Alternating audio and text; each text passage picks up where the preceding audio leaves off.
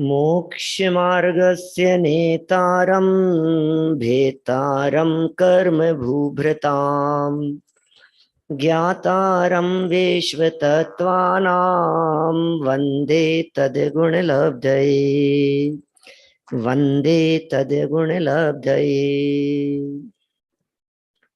मोक्ष मार्ग के नेता एवं कर्म पर्वतों के भेदक और विश्व के सब तत्वों के ज्ञायक चेतन संवेदक सद्गुण आप समान प्राप्त हो यही भावना भाकर देव विनय पूर्वक करूं वंदना बारंबार जिनेश्वर देव बारंबार जिनेश्वर देव। तत्वार सूत्र की कक्षा कल हमने आपके बीच में यहां प्रारंभ की थी, जिसमें मुख्य रीति से हमने इस तत्वार सूत्र महान शास्त्र के मंगलाचरण और प्रथम सूत्र की चर्चा की है। आप लोगों को यदि उसके बारे में कुछ पूछना हो तो आप अवश्य यहां से पूछ सकते हैं। पूछना है किसी को कुछ? मेरा मन था कल क्लास खत्म करते समय भी पूछने का। पूछना है किसी के? हाथ खड़े हुए तो नहीं दिखाई दे रहे हैं। माने मंगलाचरण में किसकी चर्चा की गई है, किसको नमस्कार किया है और नमस्कार करने का प्रयोजन क्या है। माने मंगलाचरण में जिनको नमस्कार किया है वो क्यों नमस्कार किया है। दो लोगों के हाथ खड़े हैं। करो भाई, पूछो किससे पूछना है।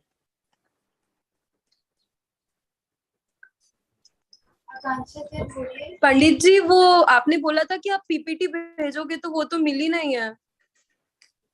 पीडीएफ भेजना भाई। हाँ, पीडीएफ डाल देना, ग्रुप सामने भी दिखाई जाती है। तत्वार्थ मणि प्रदीप, आप जिस लिंक से ज्वाइन किए हैं वहां पर भी डाउनलोड का ऑप्शन है। वहां पे भी आप डाउनलोड कर सकते हैं पुस्तक। और आप ptst.in पर जाएंगे तो वहां पर आप पीडीएफ सेक्शन में से तत्वार्थ मणि प्रदीप इस पीडीएफ को डाउनलोड कर सकते हैं। और आपको अभी यहाँ पर चार्ट में भी मैं भेज रहा हूँ, यहाँ से भी आप डाउनलोड कर लीजिए। Okay, thank you. चलिए, और कोई प्रश्न पूछना है किसी को? अनमोल, पूछना है बेटा कुछ? नहीं? चलो ठीक है, फिर आगे बढ़ते हैं हम लोग। मैं ही बतला देता हूं। मंगलाचरण में चर्चा की भगवान के 3 गुणों की, हितोपदेशीपन, वीतरागीपन और सर्वज्ञपना। माने जो वीतरागी हैं, सर्वज्ञ हैं और हितोपदेशी हैं, इन 3 गुणों की बात करके उमा स्वामी आचार्य ने कहा कि वंदे तद्गुण लब्धये, मैं इन गुणों की प्राप्ति के लिए आपको वंदन कर रहा हूं। माने भगवान को नमस्कार क्यों किया जाता है, एक प्रकार से ये प्रयोजन यहां सिद्ध हुआ। मोक्ष मार्ग के नेता कहकर के हितोपदेशीपन बतलाया था। कर्म भूभृताम भेतारम कहकर के कर्म पर्वतों को भेदने वाले, इस तरह से वीतरागता की बात कही। और ज्ञातारम विश्व तत्वानाम, यह कहकर के विश्व तत्व को जानने वाले हैं, सर्वज्ञता की बात कही। और वंदे तद्गुण लब्धये, माने ऐसे गुणों की प्राप्ति के लिए, माने वीतरागता की प्राप्ति की भावना से, सर्वज्ञ बनने की प्राप्ति की भावना से, और हितोपदेशी पद भी मेरे जीवन में प्रकट हो, इस भावना से। या हे जिनेन्द्र देव, वीतरागता, सर्वज्ञता और हितोपदेशी, ये जो गुण हैं जो आपके जीवन में दिखाई दे रहे हैं, ऐसे ही गुण मेरे जीवन में भी प्रकट हो जावे, इस भावना से मैं आपको वंदन कर रहा हूं। कि इसका उपाय क्या है? यदि इन तीनों बातों को एक ही शब्द में कहा जाए, या वंदे तद्गुण लब्ध है इसको एक शब्द में कहा जाए, तो क्या कह सकते हैं अपन? तो फिर हम ये कह सकते हैं भगवान बनने की भावना है। यही अर्थ हुआ ना इसका। मोक्ष जाने की भावना है। तो कहा मोक्ष जाने की भावना है, तो रास्ता क्या है? तो पहले ही सूत्र में रास्ता बतला दिया था। सम्यक दर्शन ज्ञान चारित्राणि मोक्ष मार्ग है। सम्यक दर्शन, सम्यक ज्ञान और सम्यक चारित्र, इन तीनों की एकता ही मोक्ष का मार्ग है। माने तीनों अलग अलग मार्ग नहीं है। कोई सम्यक दर्शन के मार्ग से चला जावे मोक्ष, कोई सम्यक ज्ञान के मार्ग से चला जावे, कोई चारित्र के मार्ग से चला जावे। बोले ऐसा नहीं होता है क्या? दर्शन, ज्ञान, चारित्र और इन तीनों का सम्यकपना, इन तीनों की एकता, वही मोक्ष मार्ग है। दर्शन शब्द का प्रयोग भी श्रद्धा के अर्थ में किया जाता है हमारे यहाँ। इसका मतलब श्रद्धा का सम्यकपना, ज्ञान का सम्यकपना और चारित्र की निर्मलता, इसे मोक्ष मार्ग कह करके पुकारा गया। कल हमने श्रद्धान, ज्ञान, आचरण, इस तरह के 3 शब्दों का भी आपके बीच में प्रयोग किया था। जैसे 2-3 उदाहरणों के माध्यम से समझाया था।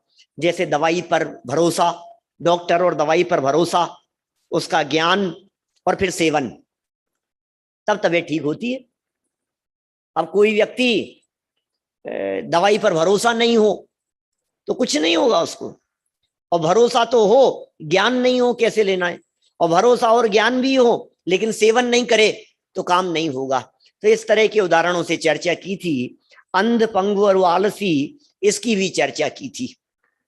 अब देखिए, जब श्रद्धा, ज्ञान और आचरण की बात कही गई तो हो सकता है शिष्य यह समझने लगा हो कि श्रद्धा तो है मेरे को पूरी, तो इसका मतलब सम्यक दर्शन हो गया ना।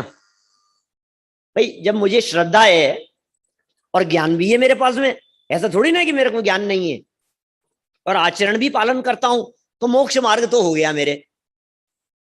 तो कहा भाई सम्यक का था, तो सम्यक दर्शन का सच्ची श्रद्धा, कि हाँ मुझे सच्ची श्रद्धा है कि भगवान करता धरता नहीं है। मुझे सच्ची श्रद्धा है। आपको सच्ची श्रद्धा है या नहीं कि भक्त नहीं भगवान बनेंगे? कि हाँ पक्की सच्ची श्रद्धा है।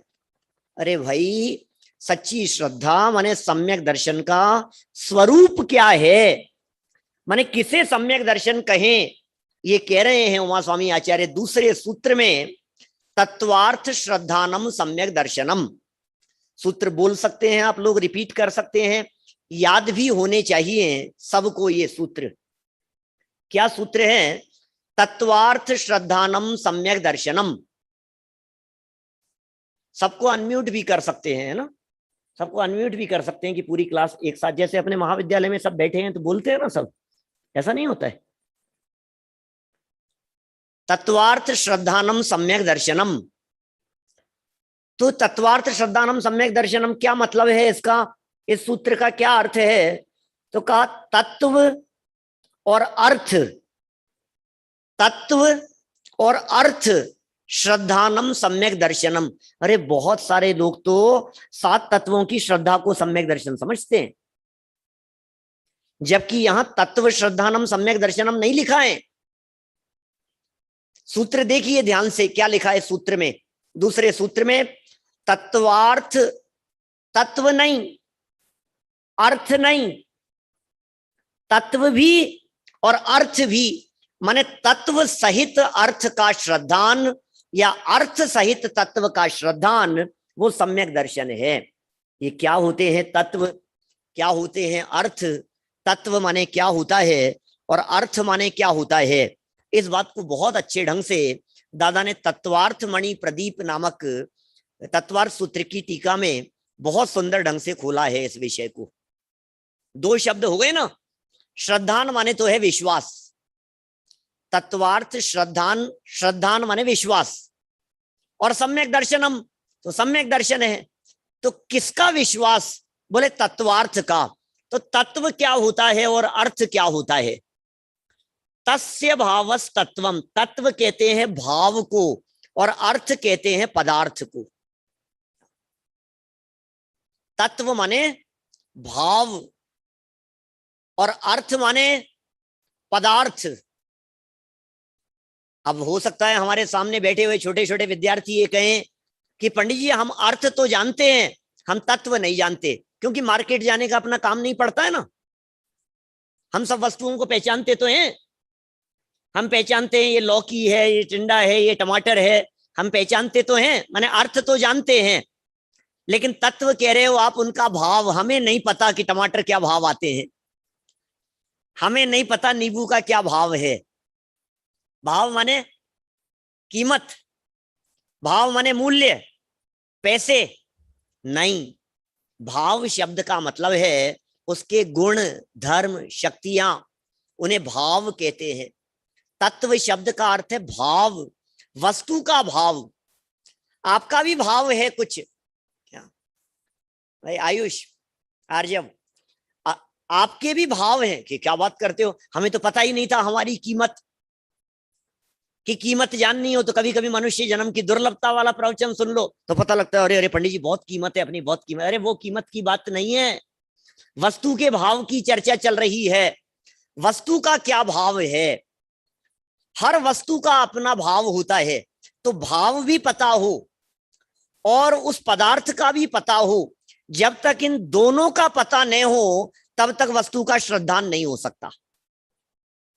जैसे नींबू को तो हम पहचानते हैं, लेकिन नींबू खट्टा होता है ये नहीं जानते। खटास को जानते हैं और नींबू को नहीं पहचानते हो तो भी काम नहीं चलेगा। नमक को पहचानते हैं आप, ये जानते हैं ना कि कैसा होता है, कि सफेद सफेद होता है ऐसा मिट्टी जैसा, कि नहीं क्या काम आता है कि पता नहीं।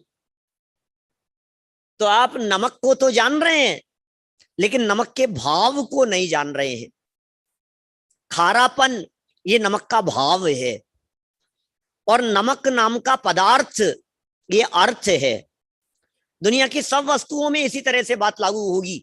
जितनी भी वस्तुएं हैं, चाहे शक्कर की चर्चा कीजिए, चाहे नमक की चर्चा कीजिए, चाहे मिर्ची की चर्चा कीजिए, चाहे मिश्री की चर्चा कीजिए, आप गोल्ड की चर्चा कीजिए, सिल्वर की चर्चा कीजिए, जिस तत्व से उसे पहचाना जाता है वो उसका भाव है, और वो वस्तु वो अर्थ है। कहने का मतलब यह है कि जीवादि पदार्थों की यहां चर्चा करेंगे तो जीवादि पदार्थों को भी जानना है और जीवादि के भाव को भी जानना है। यहां दादा ने एक उदाहरण देकर के चर्चा की है, गिलास नामक वस्तु की चर्चा की है। गिलास जानते हैं आप? गिलास क्या होता है? पानी भरते हैं, पानी पीते हैं गिलास में। तो बोले गिलास क्या चीज है? बोले एक ऐसी वस्तु जिस वस्तु में जल भरा जाता है। ये हो गया उस गिलास शब्द का भाव। और अर्थ क्या है? तो उसका जो शेप है, उसका जो आकार है, देख करके पहचान लेना कि यहां गिलास रखा हुआ है, ये हो गया अर्थ। तो अर्थ भी जानो और वस्तु को भी जानो। सिर्फ भाव जानोगे तो काम नहीं चलेगा, सिर्फ अर्थ जानेंगे तो भी काम नहीं चलेगा। तत्व और अर्थ दोनों ही ज्ञान का विषय बनना चाहिए। और ये तत्व कौन से हैं, कौन से तत्वार्थों को जानने की बात है कि पंडित जी हम तो नमक को भी जानते हैं और नमक खारा होता है ये भी जानते हैं, मिश्री को भी जानते हैं और मिश्री मीठी होती है ये भी जानते हैं। तो सम्यक दर्शन तो हो गया पंडित जी, अब आप सम्यक ज्ञान की बात बताओ। हो गया ना, सम्यक दर्शन तो हो गया, क्योंकि हम जानते हैं, तत्वार्थ दोनों जान लिए अपन ने। कि नहीं भाई, इसका नाम तत्वार्थ नहीं है। यहां तो तत्व कौन से हैं वो आगे बतलाएंगे। जीवादि तत्वों की बात है। जीव नामक पदार्थ, जीव वस्तु और जीव का जो भाव है, जानना देखना, ज्ञान दर्शन आदि गुण, जब तक ये दोनों एक साथ जुड़ेंगे नहीं तब तक वो तत्वार्थ नहीं बनेगा। इसकी श्रद्धा की यहां चर्चा चल रही है। किसी व्यक्ति की चर्चा कर ले, आप उस व्यक्ति को जानते हैं, इसका मतलब अर्थ को जानते हैं, लेकिन उस व्यक्ति की कीमत क्या है, उसकी पद प्रतिष्ठा योग्यता, ये सब जानना, ये उसके भाव को जानना कहलाता है। बहुत पहले हमारे संतोष जी झांझरी जी विद्वान थे, टोडरमल जी के मंदिर में प्रवचन करते थे, उदाहरण दिया करते थे गांधी जी के बारे में। देश आजाद हुआ था उस समय की घटना है। गांधी जी को कहीं सम्मान होना था और उनके सम्मान के लिए बहुत भीड़ ट्रेनें भर करके इधर से उधर जा रही थी, और उसी ट्रेन में 3rd क्लास के डब्बे में गांधी जी भी सफर कर रहे थे। एक व्यक्ति वहां हाथ में एक चवन्नी लेकर, चवन्नी जानते हैं, चारा ने, चवन्नी तो देखी नहीं होगी बच्चों ने, नहीं देखी चवन्नी। 1 रुपए का चौथा भाग होता था, 1 रुपए में 4 चवन्नी होती थी। छोटे छोटे से घर में मिल जाएंगे कॉइन इस तरह के। तो वो चवन्नी को उछाल रहा था और उछालते हुए बोल रहा था, छोटी सी चवन्नी चांदी की, जय बोलो महात्मा गांधी की। गांधी जी के सम्मान में जा रहा था ना, लेकिन वहीं खड़े हुए एक बूढ़े व्यक्ति को धक्का मार कर गिरा, अरे बुढ़े हट यहां से। पता है वो बुढ़े व्यक्ति कौन थे? वो गांधी जी थे। क्या माने, गांधी जी की जय जयकार भी कर रहा है और उनको धक्का भी लगा रहा है और उन्हें कह रहा है कि बुड्ढे हट यहां से। क्या मतलब है? मतलब यह है कि वो गांधी जी का भाव तो जानता है। गांधी जी माने वे व्यक्तित्व जिन्होंने देश को आजाद कराया, ये भाव है, लेकिन व्यक्ति को नहीं पहचानता। समझ रहे हैं आप? तो व्यक्ति को भी पहचानना जरूरी है और व्यक्ति की वैल्यू पहचानना भी जरूरी है। अभी कोई व्यक्ति को तो पहचानता हो, हमारी सभा में रोजाना आते हैं, हम व्यक्ति को तो जानते हैं, लेकिन हमें पता नहीं है ये कलेक्टर साहब हैं, हमें पता नहीं है ये इतने बड़े ऑफिसर हैं। रोज आते थे, सभा में आकर के बैठते थे, रोजाना जय जिनेंद्र होती थी। इनको तो मैं अच्छी तरह से जानता हूं। तो व्यक्ति को तो जान रहे हैं, लेकिन भाव नहीं जान रहे हैं। तो यथार्थ श्रद्धान के लिए व्यक्ति और उसका भाव, वस्तु और वस्तु का भाव, ये दोनों ही जानना प्रयोजन भूत है। दादा ने इतना सुंदर आध्यात्मिक निरूपण किया है इन दोनों बातों को लेकर के। आत्मा का भाव क्या है? बोले जानना देखना। लेकिन जानना देखना ये आत्मा का भाव है, ये तो भाव जान लिया। अब ये जानने देखने वाली वस्तु मैं हूं, ये अर्थ है।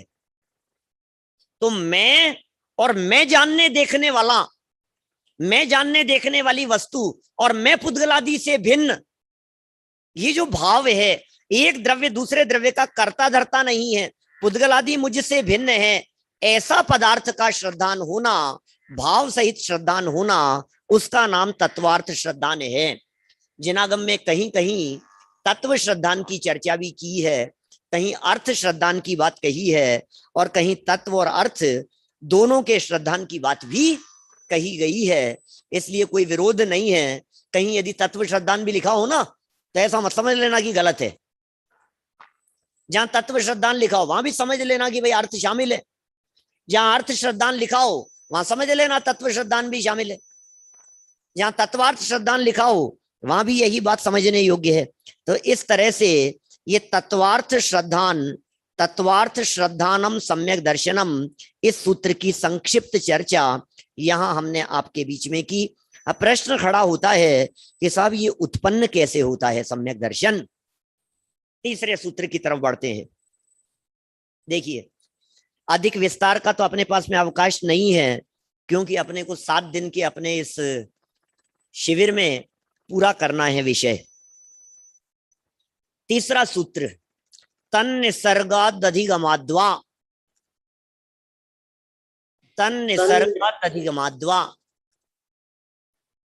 बोल सकते हैं क्या सब लोग?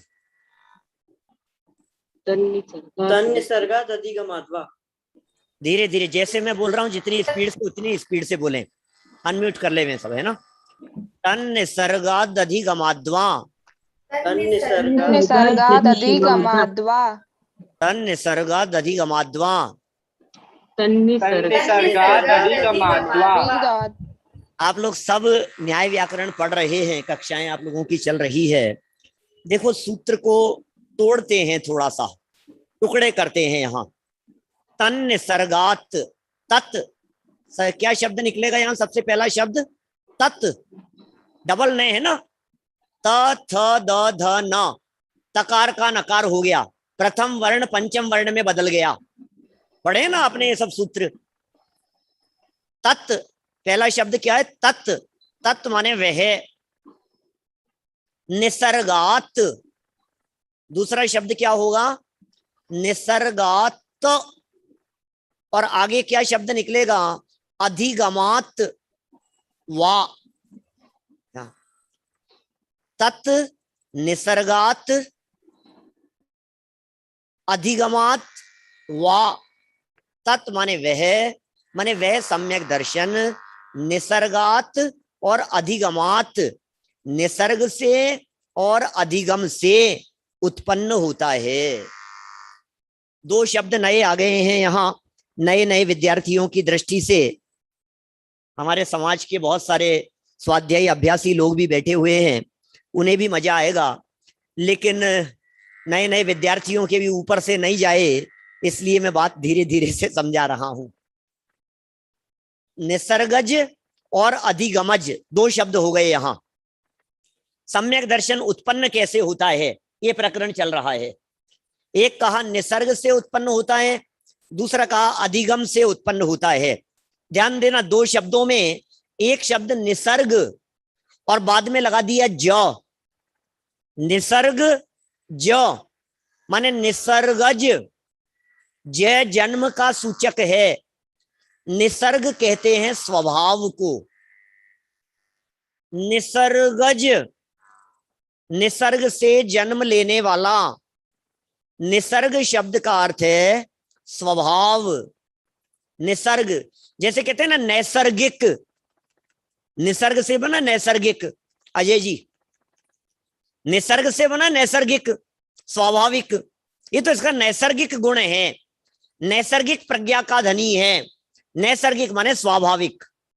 निसर्ग, जय माने जन्म।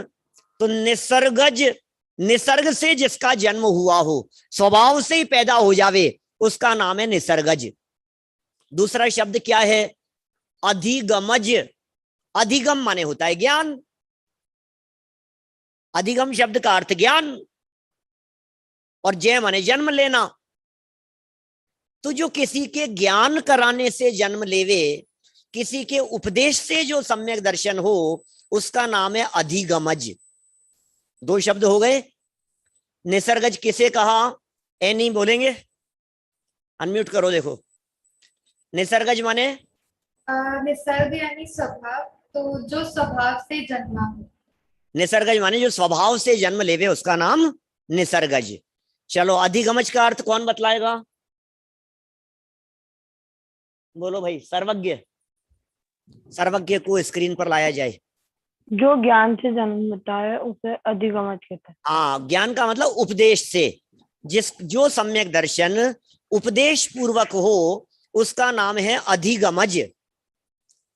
निसर्गज किसका नाम?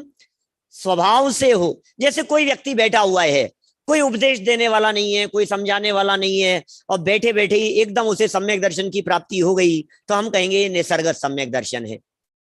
उदाहरण दे सकते हैं किसी का, जैसे गुरुदेव को सम्यक दर्शन हुआ, कोई शिक्षा देने वाला नहीं, कोई बतलाने वाला नहीं, कोई समझाने वाला नहीं, समय सार हाथ में आया और सम्यक दर्शन हो गया। ये निसर्गज सम्यक दर्शन है। इसी तरह से समझ लो आप, जाति स्मरण ज्ञान हो गया श्रीमद जी को, कि और भी और जहां जहां ऐसे उदाहरण मिले आपको, जाति स्मरण ज्ञान से हो गया। अब ये स्वभाव से ही हो गया, कोई नहीं था, वो निसर्गज है। अधिगमज के लिए कोई उदाहरण ख्याल में आता है क्या? अधिगमज सम्यक दर्शन के लिए बोलो, बोलो बेटा सामने। क्या नाम है? क्या नाम है भाई इसका जो दिख रहा है? शौर्य। बोलो भाई, शौर्य। अधिगमज सम्यक दर्शन के लिए कोई उदाहरण ख्याल में आ रहा है क्या, जिसको उपदेश दिया और सम्यक दर्शन हो गया? जैसे समाशरण में जो तीर्थंकर रहते हैं वो उपदेश देते हैं और जीवों को तब सम्यक दर्शन हो जाता है, तो वो अधिगमज सम्यक दर्शन होता है। अच्छा, ये शौर्य का चौधरी है क्या ये? अच्छा, ठीक है, वेरी गुड, बहुत अच्छा। मैंने समाउच्चरण की बात कही, कोई उदाहरण भी ख्याल में आ रहा है क्या? देखो मैं बताता हूं। दो मुनिराज आए थे आकाश मार्ग से गमन करते हुए। लायन था, हिरण को फाड़ करके खा रहा था। फिर क्या हुआ था? दोनों मुनिराजों का उपदेश सुना और शेर को सम्यक दर्शन की प्राप्ति हो गई। ऐसा अधिगमज सम्यक दर्शन है। उपदेश दिया और उपदेश देकर सुनकर के सम्यक दर्शन हो गया, वो अधिगमज सम्यक दर्शन है। मैं समझता हूं दोनों बातें समझ में आ गई होगी। एक निसर्गत सम्यक दर्शन जो स्वभाव से होता है, अधिगमत सम्यक दर्शन जो परोपदेश पूर्वक हो रहा है, दूसरों के उपदेश पूर्वक हो रहा है, वो अधिगमत सम्यक दर्शन। सम्यक दर्शन की उत्पत्ति संबंधी ये चर्चा चल रही है। एक विशेष बात जो शास्त्रों के अंदर बहुत चर्चाएं हुई इसके बारे में, दादा ने भी तत्वार्थमणि प्रदीप के अंदर बहुत चर्चाएं की, सर्वार सिद्धि आदि ग्रंथों के अंदर भी चर्चा हुई, किसी को निसर्गज और किसी को अधिगमज। तो ऐसा कहा, देखिए ऐसा एक नियम है, अकाट्य सत्य है, जब भी किसी व्यक्ति को सम्यक दर्शन की प्राप्ति होती है तो 5 लब्धियों पूर्वक होती है। क्षयोपशम, विशुद्धि, देशना, प्रायोग्य और करण, इन पंच लब्धियों पूर्वक ही सम्यक दर्शन होता है। इन 5 लब्धियों में एक देशना लब्धि है बीच में। अभी लब्धियां नहीं पढ़ानी है, नहीं समझ में आए हमारे विद्यार्थियों को तो कोई बात नहीं, चिंता नहीं करना, शब्द ही समझ में आए अभी, इतना सा ही ठीक है। इसमें एक देशना लब्धि है, देशना लब्धि कंपलसरी है, इसके बिना सम्यक दर्शन नहीं होता। क्षयोपशम होगा, विशुद्धि होगी, ये सब अंदर की बात है। प्रायोग्य और करण लब्धि ये अंदर की बात है। लेकिन जो देशना लब्धि है ना, ये देशना लब्धि का मतलब है उपदेश। उपदेश सुना, उपदेश ग्रहण किया, ये कंपलसरी है। तो इसका मतलब सम्यक दर्शन के लिए यदि देशना लब्धि जरूरी है, तो इसका तो सीधा सा अर्थ यह हो गया कि अधिगम सम्यक दर्शन होगा। सबको ही अधिगमज होना चाहिए, क्योंकि देशना लब्धि पूर्वक होगा ना भाई। जब देशना लब्धि कंपलसरी हो गई तो सबको अधिगम सम्यक दर्शन नहीं होगा। अच्छा, मेरा ये पूछना है, सुनो, दूसरी बात कहता हूं। जब भी सम्यक दर्शन होता है तो आत्मा को जाने बिना कैसे हो सकता है? सम्यक दर्शन तो आत्मा की श्रद्धा का नाम है ना, सम्यक दर्शन तो अपने आप की श्रद्धा का नाम है ना। पर द्रव्यंते भिन्न आप में रुचि सम्यक्त्व भला है, आर्य शेड़ाला की लाइन है ना, पर द्रव्यंते भिन्न आप में रुचि सम्यक्त्व भला है। अपने आत्मा की रुचि सम्यक दर्शन है, इसके लिए दूसरे की क्या जरूरत है? तो जिसे भी सम्यक दर्शन होता है अपने स्वभाव के अवलंबन से होता है। आयुष, अपने स्वभाव से होता है सम्यक दर्शन। तो जब सारे ही सम्यक दर्शन स्वभाव से होते हैं तो सभी निसर्गज हो गए, और सभी सम्यक दर्शन के लिए उपदेश की जरूरत है, तो फिर सभी अधिगमज भी हो गए। तो फिर किसी को निसर्गज और किसी को अधिगमज का मतलब ही नहीं रहा कुछ भी।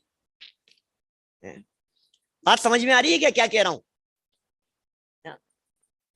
भाई? किसी को निसर्गज हो गया, किसी को अधिगमज हो गया, ये चर्चाएं उठाई है शास्त्रों में और उसका समाधान किया है। और समाधान यह है कि भैया बात तो तुम्हारी सच्ची है क्या? तो फिर ये दो अलग अलग बातें क्यों कही कि जहां सामने कोई उपदेशदाता दिखाई दे रहा हो उसे अधिगमज कह दो, और जहां सामने कोई उपदेशदाता नहीं दिखाई दे रहा हो उसे निसर्गज कह दो। बस माने ये जो निसर्गज और अधिगमज का जो अंतर किया है सम्यक दर्शन में, ये किस अपेक्षा से अंतर किया है? सामने कोई उपदेशदाता है या नहीं है, इस अपेक्षा से अंतर किया गया है। मैं समझता हूं बात समझ में आ गई होगी, है ना? माने सभी सम्यक दर्शनों में मिथ्यात्व का अभाव तो कॉमन है, सबके ही होता है। मिथ्या दर्शन का अभाव होगा, अनंतानुबंधी का अभाव होगा, आत्मश्रद्धान होगा, ये तो सब अंदर की बातें, ये तो सबके होता ही होता है, इसमें तो नियम ही है। अब रही बात उपदेश की, तो उपदेश भी कंपलसरी है। इतना हो सकता है कि किसी ने उपदेश 10 साल पहले सुना था, किसी ने उपदेश पिछले जन्म में सुना था। जैसे नरकों में सम्यक दर्शन हो गया, स्वयं जैन, जैसे किसी को सम्यक दर्शन हुआ नरक में, नारकियों को भी सम्यक दर्शन हो सकता है। तो नरक में कौन जाता है समझाने वाला? अब पहले, दूसरे और तीसरे नरक तक तो समझाने के लिए चले भी जाते हैं कोई। तो पहले, दूसरे, तीसरे नरक तक जब सम्यक दर्शन होता है तो वो तो अधिगमज भी हो सकता है, क्योंकि उपदेश देने के लिए आ गए, कोई संबोधन करने के लिए चला गया। लेकिन चौथे नरक में कौन जाता है उपदेश देने?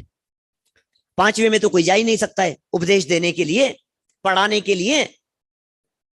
अरे भाई, यहाँ तो अपन पढ़ रहे हैं, समझ रहे हैं, क्लास लग रही है। नरक में भी ऐसी क्लास चलती होगी कि 6ठे नरक में चलो भाई 7वें नरक में सब नारकी इकट्ठे हो जाओ, तत्वार सूत्र की क्लास चालू हो रही है, ऐसा होता होगा? वहां कौन पढ़ाएगा तत्वार सूत्र? वहां कौन पढ़ाएगा समय सार? आप लोगों की प्लानिंग तो नहीं है कहीं शास्त्री बन करके जाकर के वहां नरक में भी हम 3 लोक में प्रचार प्रसार करेंगे, तो नरक में जाकर के भी हम तत्वार सूत्र पढ़ाएंगे? ऐसा तो नहीं लग रहा है कहीं कुछ। अरे भाई, पिछला याद आता है उनको, 7वें नरक में नारकियों को पिछले भव का याद आ गया, जाति स्मरण ज्ञान हो गया, और पिछले भव में इतना सा याद आ गया गलती से कि हमने यहाँ तत्वार सूत्र में सम्यक दर्शन की ऐसी चर्चा पढ़ी थी, समय सार में सम्यक दर्शन के बारे में ऐसा पढ़ा था, यहाँ महाविद्यालय में एडमिशन लेकर के इतनी बातें हमने पढ़ी थी, इतना सा याद आ गया और श्रद्धा हो गई, सम्यक दर्शन हो जाता है। नरकों में भी सम्यक दर्शन हो जाता है। चलिए, निसर्गज और अधिगमज तत्वार्थ श्रद्धान की यहाँ बात हुई। थोड़ा सा और आगे बढ़ते हैं अपन। इस चर्चा में तो इतनी ही बात ध्यान देने योग्य है कि जो जो निसर्गत सम्यक दर्शन होता है वो अधिगमज भी होता है, और जो जो अधिगमज होता है वो निसर्गज भी होता है। चलिए, सम्यक दर्शन के संदर्भ में जो बात कही थी, तत्वार्थ श्रद्धानम, शिष्य ने वहां से प्रश्न उठाया कि आचार्य देव, ये तत्वार्थ कौन से हैं, ये तत्वार्थ क्या है? तो फिर यहां जवाब दिया, जीवा जीवाश्रव बंध संवर निर्जरा मोक्षास्तत्वम। बोलिए। जीवा जीवाश्रव बंध संवर निर्जरा मोक्षास्तत्वम। जीवा जीवाश्रव बंध संवर निर्जरा मोक्षास्तत्वम। जीवा जीवाश्रव बंध संवर निर्जरा मोक्षास्तत्वम। नाम लिखे हुए हैं सीधे सीधे से। संधि प्रकरण आप लोग पढ़ चुके हैं।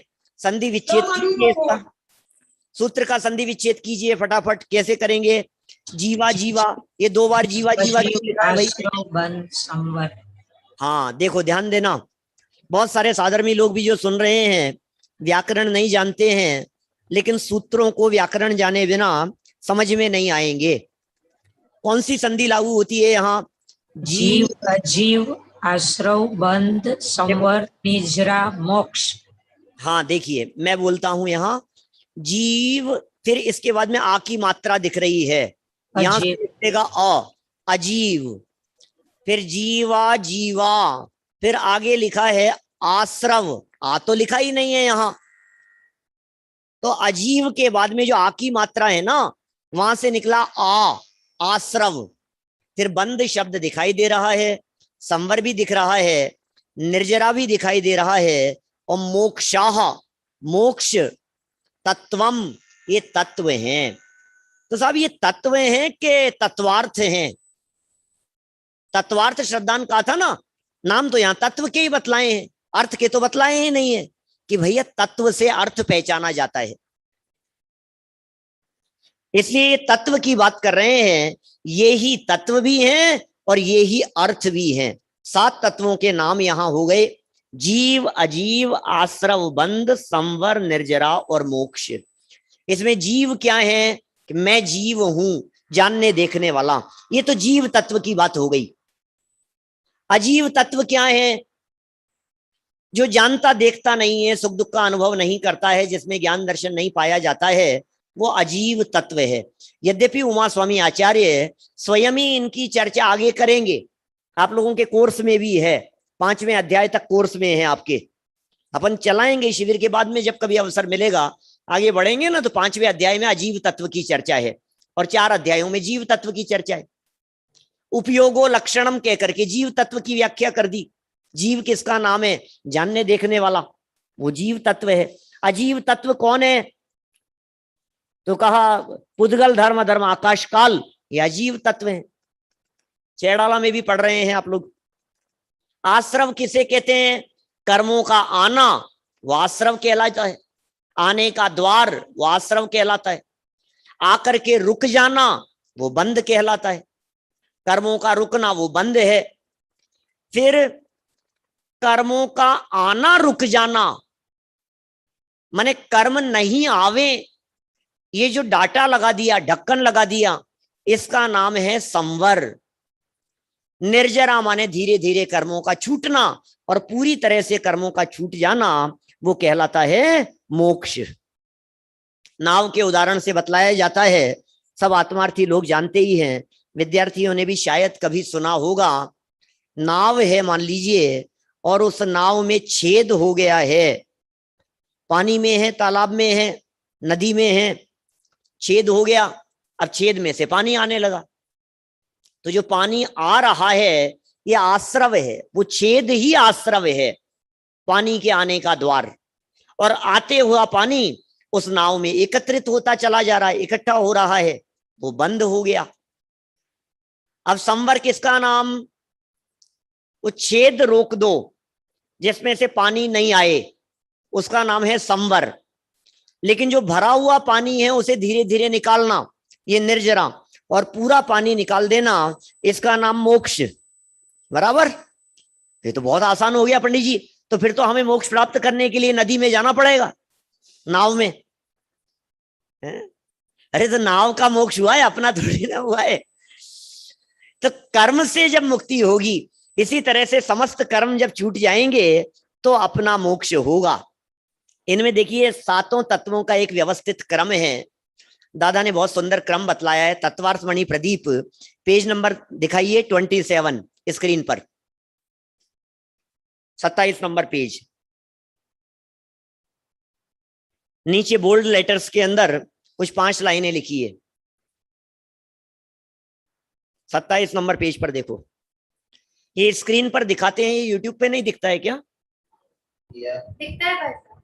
दिखता है? अच्छा। सर्वप्रथम जीव और उसके बाद जीव के अभाव स्वरूप होने से अजीव को रखा गया है। फर्स्ट नंबर किसका? सबसे पहले तो अपना नाम, ये जीव है, मैं जीव हूं ना, तो सबसे पहले जीव को रख दिया। फिर सेकंड नंबर पर जीव का अभाव स्वरूप जो है उसे अजीव को रखा। उसके बाद आश्रव पूर्वक बंद होने से पहले आश्रव को रखा है। अरे आएगा तभी तो पानी रुकेगा, कर्म आएंगे तभी तो रुकेंगे, आत्मा में इकट्ठे होंगे। तो कर्मों के आने का नाम आश्रव और रुके रहने का नाम बंद, इसलिए आश्रव को पहले और बंद को बाद में। और संवर पूर्वक निर्जरा ही सच्ची निर्जरा होती है। इसलिए क्या लिखा? संवर पूर्वक निर्जरा होने से संवर को पहले और निर्जरा को बाद में रखा गया, तथा संवर निर्जरा पूर्वक होने से मोक्ष को उसके बाद में रखा गया। मोक्ष कैसे होता है? संवर और निर्जरा पूर्वक होता है, इसलिए मोक्ष को उसके बाद में रखा गया है। अथवा अंत में प्राप्त होने से मोक्ष को अंत में रखा गया है। तो इस तरह से ये सातों तत्वों के क्रम की भी बात हुई। अब आगे ये कहते हैं कि इन सातों तत्वों को जानना चाहिए। तो कैसे जाने इन सातों तत्वों को? सातों तत्वों को जानने का कोई उपाय है क्या? किस तरह से जानना चाहिए, किस विधि से इन तत्वों को जानना चाहिए? तो 5वें सूत्र का जन्म होता है। निकालिए 5वां सूत्र, देखिए। नाम स्थापना द्रव्य भाव तस्तन्यास है। नाम स्थापना द्रव्य भाव तस्तन्यास है। नाम स्थापना द्रव्य भाव तस्तन्यास है। 4 शब्द हैं इसमें। जानने की विधि के संबंध में 4 बातें कह रहे हैं। पहला नाम, दूसरा स्थापना, थर्ड नंबर पर द्रव्य और फोर्थ नंबर पर भाव। नाम, स्थापना, द्रव्य और भाव। कह रहे हैं तत् न्यास है। शब्द क्या दिए हैं? तत् न्यास है।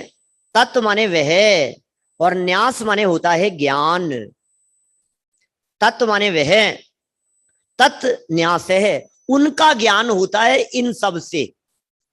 माने जिन सम्यक दर्शन, सम्यक ज्ञान, सम्यक चारित्र की बात कही थी, या फिर जीव अजीव आश्रव वंद संवर निर्जरा मोक्ष की बात कही थी, यहां ये कह रहे हैं इन सब का ज्ञान कैसे होगा? बोले नाम से, स्थापना से, द्रव्य से और भाव से। इन 4 बातों से ज्ञान करना। न्यास, न्यास का मतलब गहराई से जानना। ज्ञान होता है न्यास मतलब। जैसे वो उपन्यास, उपन्यास तो उप माने समीप, न्यास माने ज्ञान करना, माने जिसमें किसी एक मुद्दे को उठा करके गहराई से विवेचन किया गया हो, उसका नाम है उपन्यास। नजदीक से ज्ञान कराया गया हो। कल दादा बतला रहे थे ना अपने प्रवचन में, उप शब्द की चर्चा कर रहे थे। उपकार के अर्थ में 5वें अध्याय में आएगी चर्चा, तब पढ़ाएंगे आपको। उपकार, कारक और उपकारक, प्रधानमंत्री, उप प्रधानमंत्री। मतलब छोटे छोटे से विद्यार्थी नहीं होंगे आप लोग प्रवचन में। देखिए क्या कहा था? प्रधानमंत्री और उप प्रधानमंत्री। तो उप कौन है? कि जो प्रधानमंत्री के समीप है वो उप प्रधानमंत्री है। मंत्री के समीप है वो उप मंत्री है। ऐसे उपन्यास माने जो समीप से ज्ञान कराए उसका नाम उपन्यास। तो इन चार बातों के आधार पर ज्ञान होता है, ज्ञान कराया जाता है। बहुत महत्वपूर्ण ये चार बातें हैं। देखिए ऐसा कहा है, नाम, नाम क्या होता है?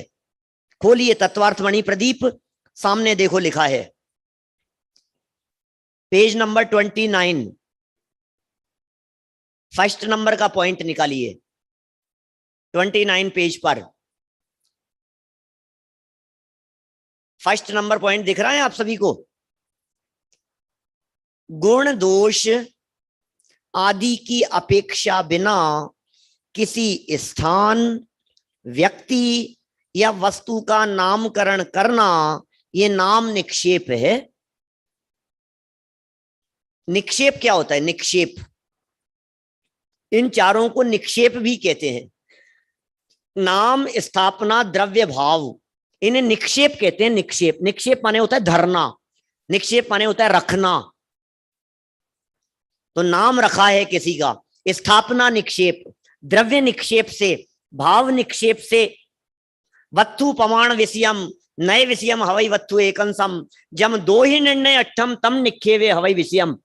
भाई अखिल जी पढ़ी होगी ना ये बात। तो निक्षेप किसका नाम है? तो निक्षेपों के माध्यम से वस्तु को पकड़ रहे हैं हम। तो सबसे पहली चीज हो गई नाम। नाम क्या चीज है? गुण दोष नहीं देखे और नाम देखा। भाई साहब इनका क्या नाम है? किसी का भी कोई भी नाम हो, कोई जरूरी थोड़ी ना जिसका नाम हो व्यक्ति वैसा हो। किसी का नाम भगवान है तो क्या करेंगे? हमारी क्लास के अंदर आदि कुमार है तो आदि का क्या करना है? बोलो अर्घ चढ़ाना है क्या? कोई ऋषभ है तो उसे ऋषभ देव जैसे सब नमोकार मंत्र बोलेंगे उसके सामने? ऐसा तो नहीं करेंगे ना। तो नाम है ये, तो महावीर नाम है तो कोई भगवान थोड़ी ना हो गए हैं। इस तरह से जो भी नाम काम चलाने के लिए किसी भी व्यक्ति का, वस्तु का, स्थान का, किसी क्षेत्र का काम चलाने के लिए गुण धर्म योग्यता क्वालिटी के बिना जो नाम रख दिया गया उसका नाम नाम निक्षेप है। ये सिर्फ नाम है। जैसे समझ लीजिए पाकिस्तान, पाकिस्तान क्या है? नाम रखा है उन्होंने। पाक माने पवित्र, स्थान उन्होंने नाम रख दिया अपने अपने दुनिया का, अपने देश का। क्या नाम रख दिया? पाकिस्तान रख दिया। अब उन्होंने रखा नाम निक्षेप से, ठीक है ना। और आप लोग स्थापना निक्षेप से क्या कर देते हैं? कहां गया है कि बोले पाकिस्तान गया है, तो आप उसको दूसरी जगह उसका प्रयोग कर लेते हैं। नाम निक्षेप माने नाम क्या हुआ? जितने भी आप सबके नाम हैं ये सब नाम, नाम निक्षेप, नामकरण कर लेना। बहुत प्रयोग होते हैं इस तरह के नाम निक्षेप के। और दादा ने एक बहुत सुंदर प्रयोग भी यहाँ अपनी पुस्तक में करके बतलाया इसके लिए। जैसे ऐसी चर्चा मिलती है ना, कोई व्यक्ति बहुत कुरूप हो और उसका नाम हो सुंदरलाल, था बहुत कुरूप, बदसूरत था और नाम क्या है उसका? कि सुंदरलाल। कोई भिखारी हो और उसका नाम क्या हो सकता है? लक्ष्मीपति, भिखारी का नाम लक्ष्मीपति हो सकता है। और कोई करोड़पति अरबपति हो, उसका नाम क्या हो सकता है? बोले कजोड़मल, कचरादास, ऐसे नहीं हो सकते हैं नाम। नाम निक्षेप की जब भी चर्चा चलती है तो इसी तरह के उदाहरण देकर के बतलाया जाता है। लेकिन दादा का इस संबंध में बहुत स्पष्ट शब्दों में यह कहना है कि ये जानबूझ करके गलत बात कही जा रही है। नाम निक्षेप के कथन में ऐसा नहीं है कि सुंदरलाल को बदसूरती होना पड़ेगा। क्या ऐसा भी तो हो सकता है कोई सुंदर व्यक्ति हो और उसका नाम सुंदरलाल हो? इसमें क्या हो गया? जैसे समझ लो आप लक्ष्मी मित्तल है ना, स्टील किंग, जानते हैं क्या आप? अब वो लक्ष्मी मित्तल है, वो बहुत धन संपन्न है, तो नाम भी उसका लक्ष्मी है और पैसे वाला भी है, तो दोनों बातें एक साथ भी तो हो गई। लेकिन यहां तो सिर्फ इतनी बात कहना चाह रहे हैं कि उसका नाम उसकी योग्यता के आधार पर नहीं रखा गया, उसका नाम तो सिर्फ काम चलाने के लिए, पहचान के लिए रखा गया था। बस इसका नाम ही नाम निक्षेप जानना चाहिए, ठीक है ना, संज्ञा मात्र है ये तो।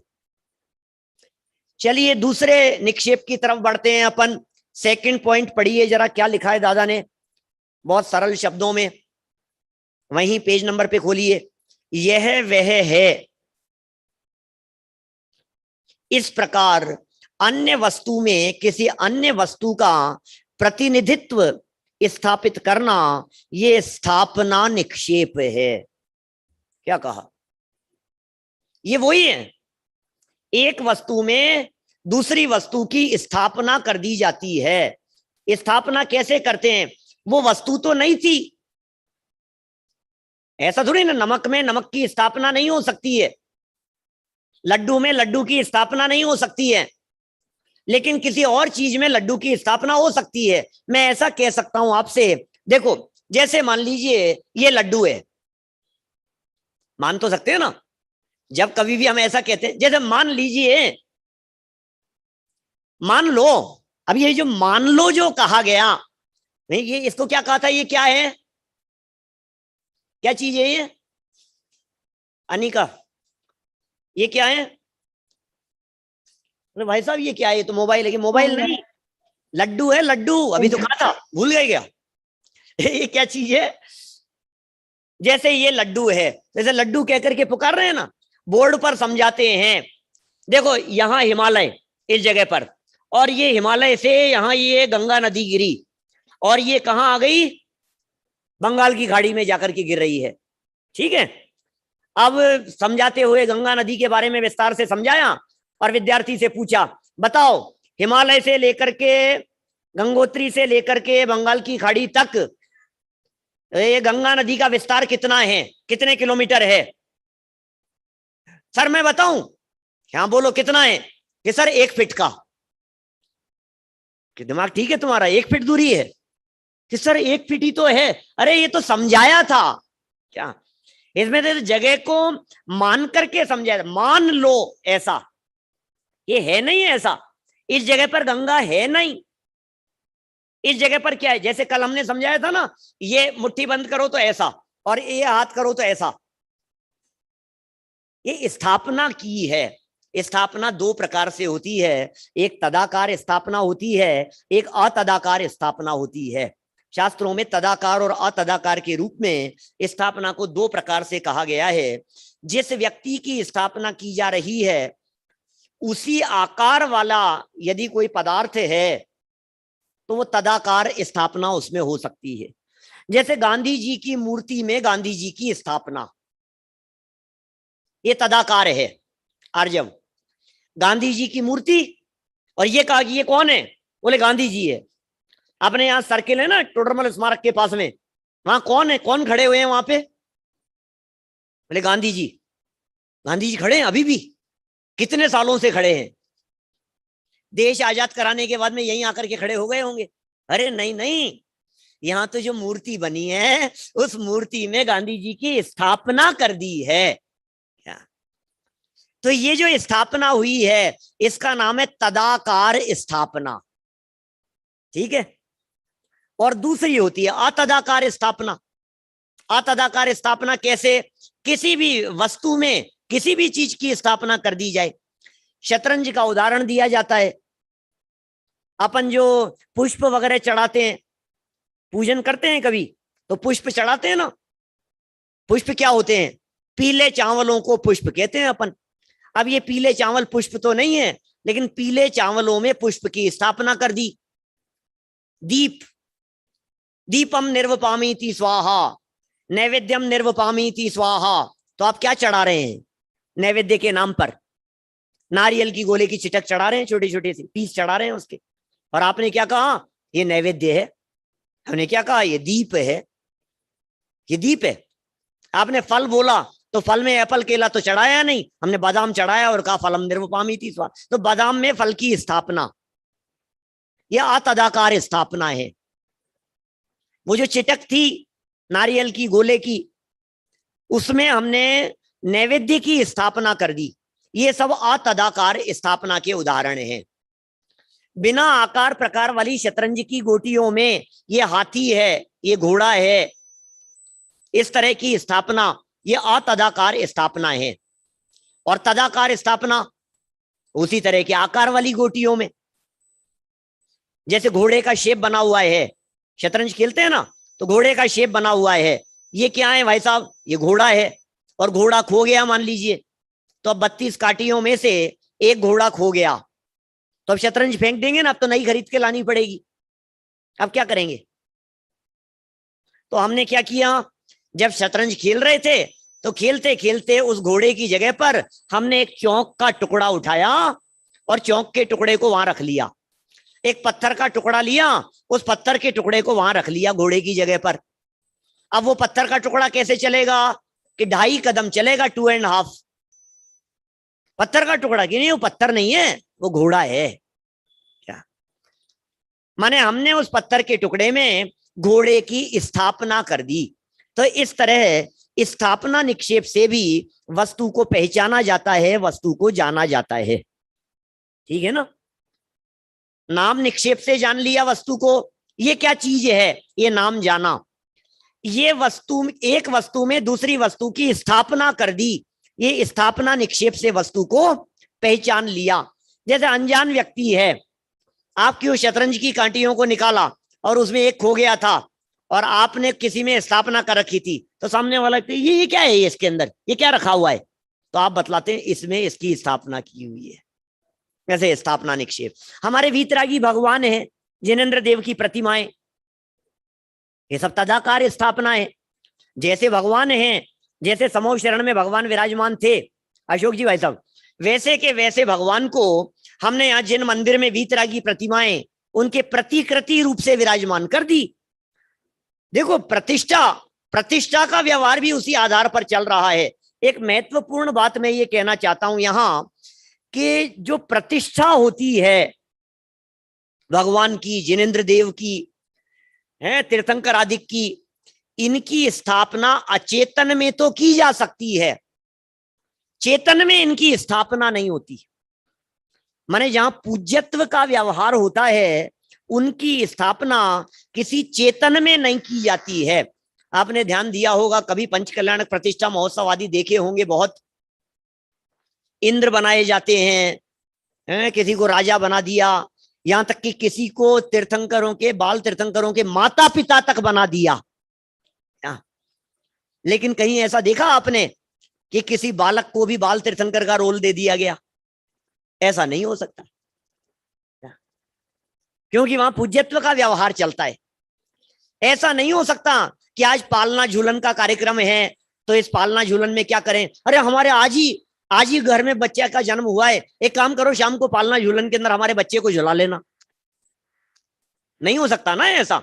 माने वहां पालना झूलन में वो बाल तीर्थंकर की स्थापना उस प्रतिमा में ही होगी, किसी बच्चे में तीर्थंकरत्व की स्थापना नहीं हो सकती। इंद्र प्रतिष्ठा तो हो गई, किसी व्यक्ति में मंत्र पढ़ करके किसी व्यक्ति को इंद्र बना दिया कि चलो अब आप इंद्र हो गए हैं, मंत्र पढ़ दिए यहां से, लेकिन मंत्र पढ़ करके किसी बालक को तीर्थंकर नहीं बनाया जा सकता है। राजा ऋषभ देव के रूप में किसी को वहां बैठाया नहीं जा सकता है मंच पर। ध्यान देने योग्य बातें है। चलिए आगे बढ़ते हैं तीसरे निक्षेप की तरफ। इसका नाम है द्रव्य निक्षेप। बहुत महत्वपूर्ण है। वस्तु की जब पहचान की जाती है तो आगे पीछे भी देखा जाता है। किसी वस्तु को देखते समय भूतकाल से देख लिया, किसी व्यक्ति को देखते समय भविष्य के आधार पर कथन कर दिया। क्या अभी जिन विद्यार्थियों ने एडमिशन लिया है उनके घरों में तो यही चर्चा चलने लग गई होगी, अरे ये तो विद्वान हो गया अभी से, अरे कितनी नॉलेज हो गई इसको, निसर्गज अधिगमज की बातें कर रहा है, ये तो विद्वान हो गया है। तो विद्वान कहना ये क्या हो गया? ये द्रव्य निक्षेप का कथन है। माने भविष्य के आधार पर वर्तमान में ही कथन कर देना, भूतकाल के आधार पर वर्तमान में ही बोल लेना, ये द्रव्य निक्षेप कहलाता है। देखिए यहां लिखा है आपकी स्क्रीन पर, बड़ा करके देखिए इसे, 3rd 4th नंबर का पॉइंट एक साथ पढ़ रहा हूं। अतीत और भावी पर्यायों का, तीसरा चौथा पॉइंट है, अतीत और भावी पर्यायों का वर्तमान में स्थापित करना, ये द्रव्य निक्षेप है। और वर्तमान पर्याय रूप वस्तु को वर्तमान में स्थापित करना, ये भाव निक्षेप है। क्या वर्तमान की चर्चा वर्तमान में की जाए, ये भाव निक्षेप हो गया। जैसे देखो उदाहरण से समझने की चेष्टा करें। महावीर भगवान 5 परमेष्ठियों में से कौन से परमेष्ठि में हैं? बोलो कौन जवाब देगा?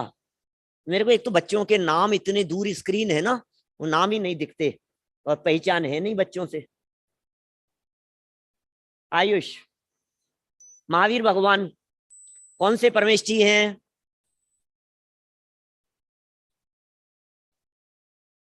अपूर्व बोलो, अपूर्व।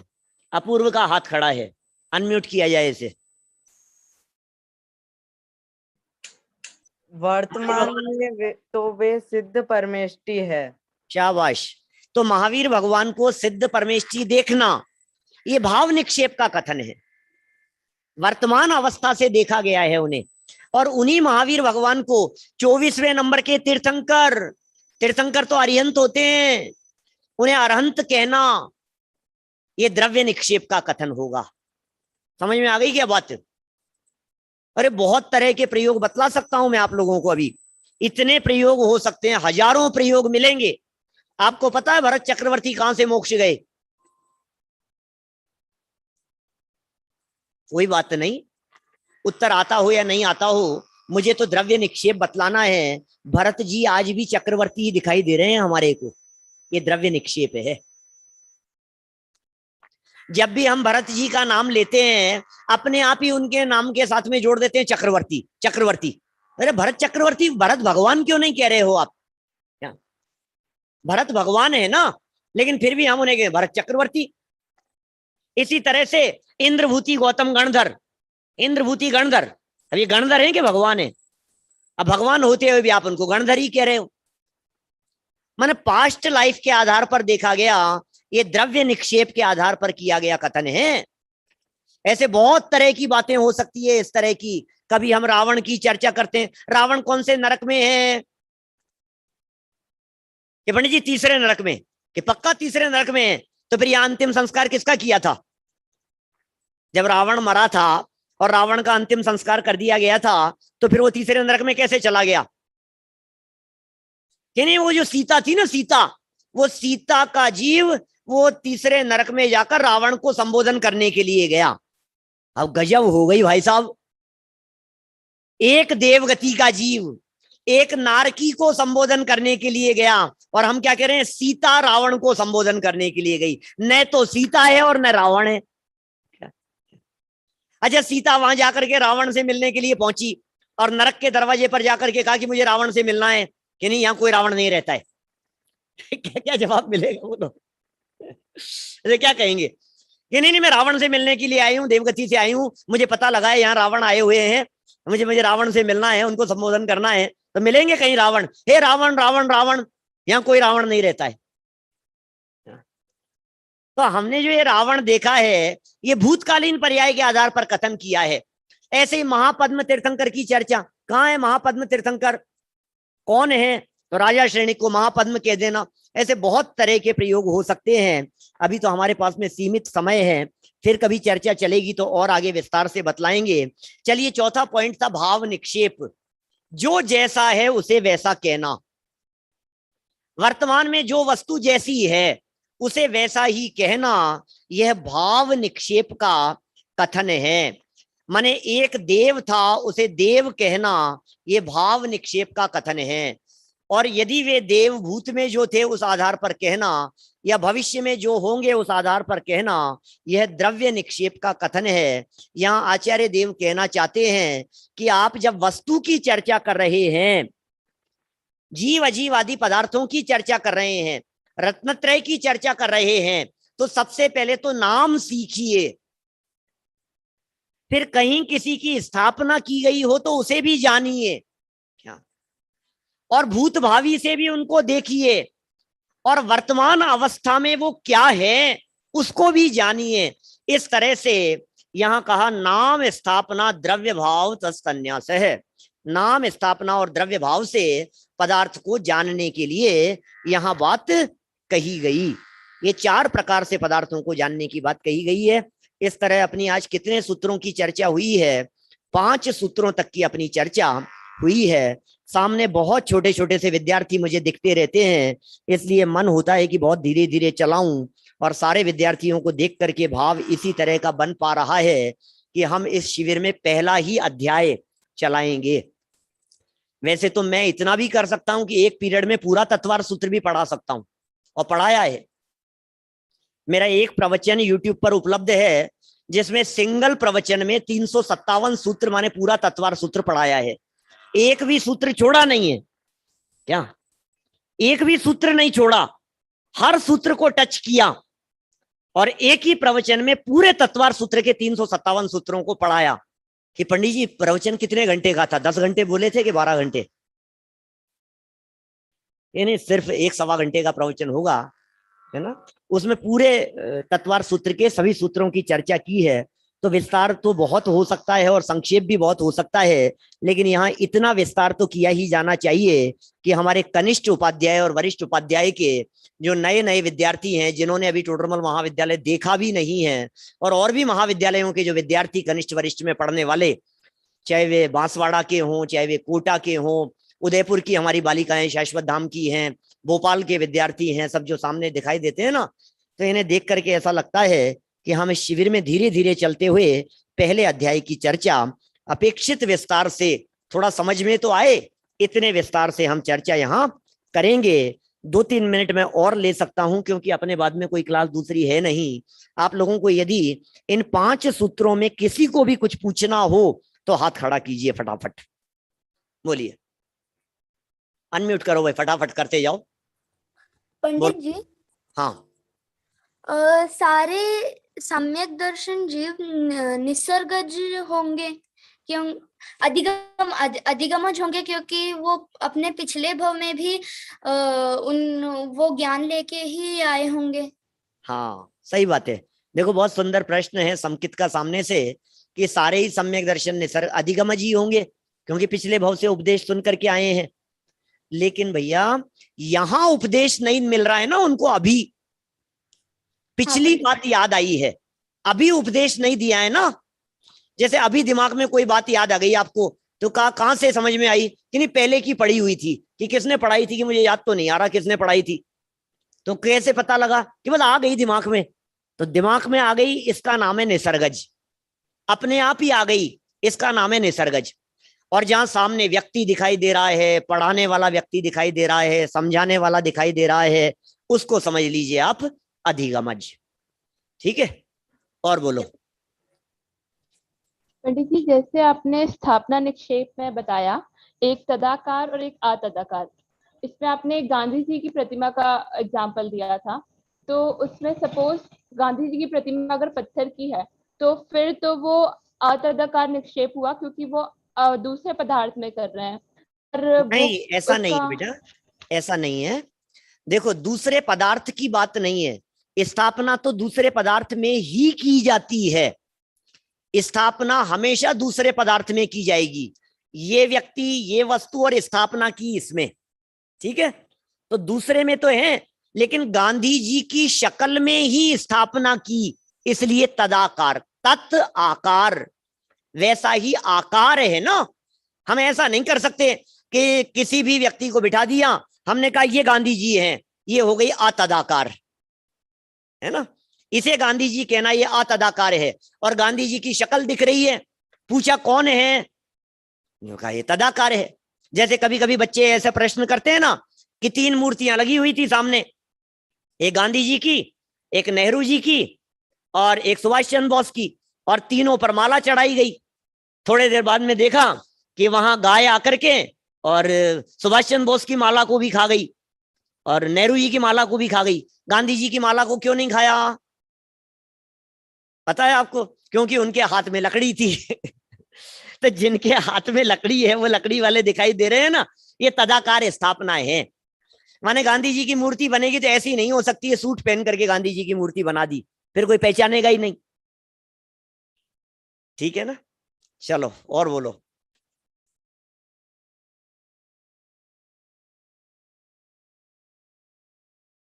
और किसी को पूछना है?